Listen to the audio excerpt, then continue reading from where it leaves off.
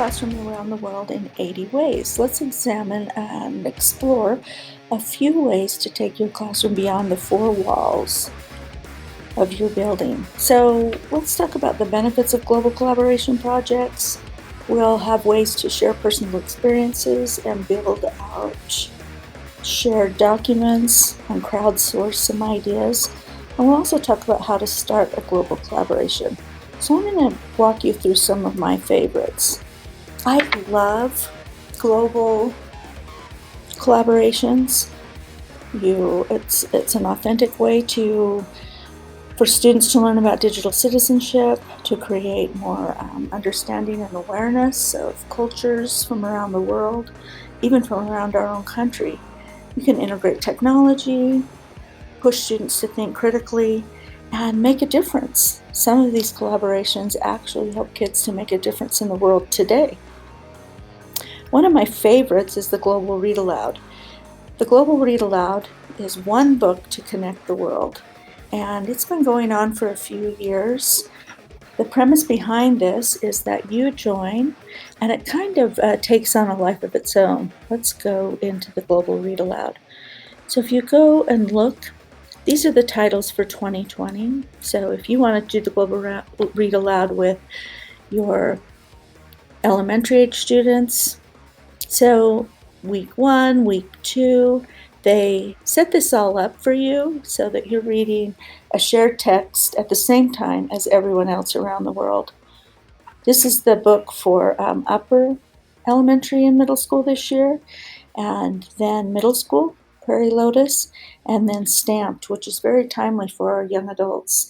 I liked to get these books and give each teacher a copy. So your job as a teacher is really to create the collaborations, which just show up. They show up in Twitter. You sign up for Google surveys. It just happens in real time as the Global Read Aloud works through. And you'll find that people will throw out a Padlet, and you can add that. Sometimes you can find a class that will want to Skype or Google Hangout with you and discuss the book. So really interesting. A lot of times I just can find partners on Twitter, on Flipgrid. People will put different collaborations out. And then at the end, I always liked to come together with some of the classes we worked with the most and have some face-to-face discussions. Another one of my favorite connections is the National Park Service. And here's a link to 100 ways to connect your classroom to the national park. They offer all kinds of classes and options to bring rangers into your park, to bring the national parks into your class.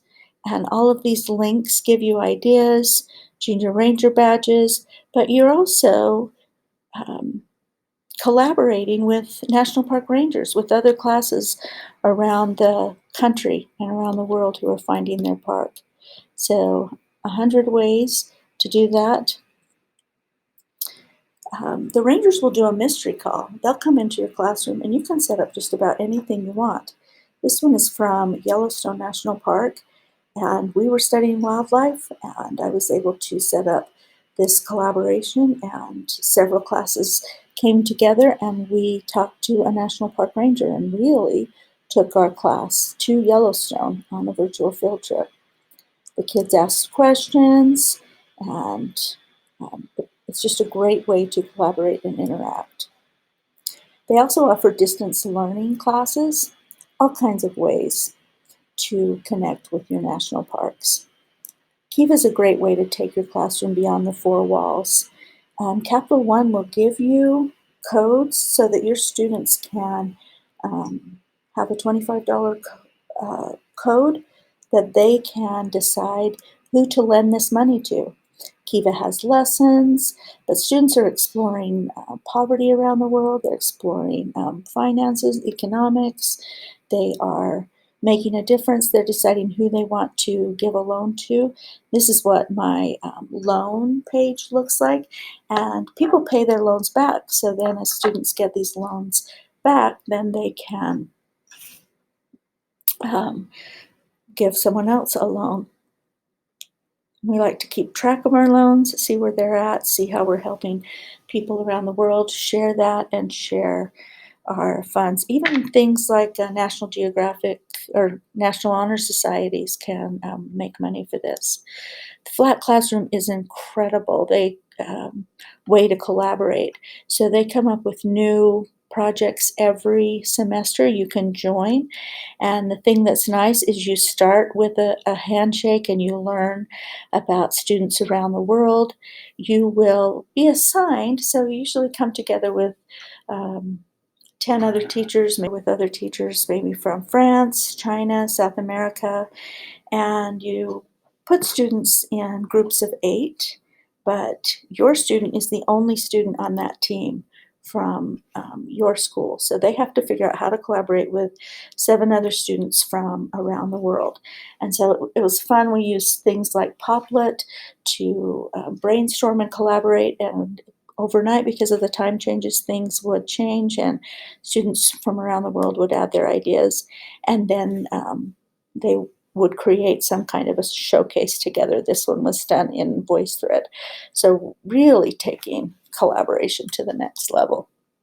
And then again, we always like to try to set up some kind of a meeting with students.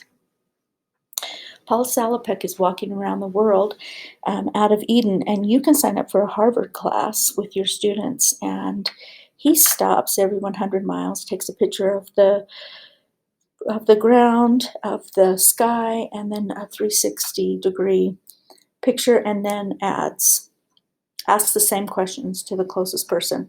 But when you join the Harvard class, your students collaborate with other students around the world, and some of the assignments they get are to share their neighborhoods, share their front doors, share different traditions that are important in their countries.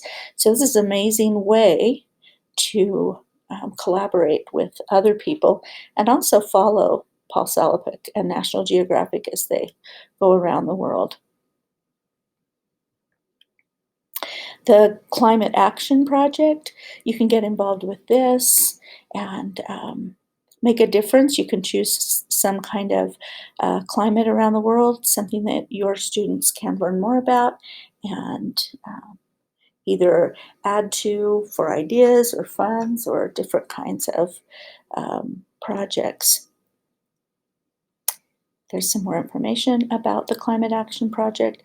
The Thirst Project, students are able to work together with other students, and they can bring water to specific countries and towns in Africa. They can even go into one little community, and they will send them pictures and really show them how they made a difference in that country just by bringing them water, and also helping them to understand the importance of water and what a difference it makes.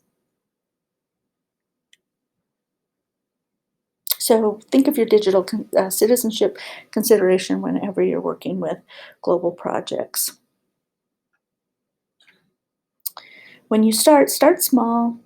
Use collaboration tools like Google Docs. I think the Global Read Aloud is a great way to start a global project and to start thinking about how to take your classroom outside of the 4 walls.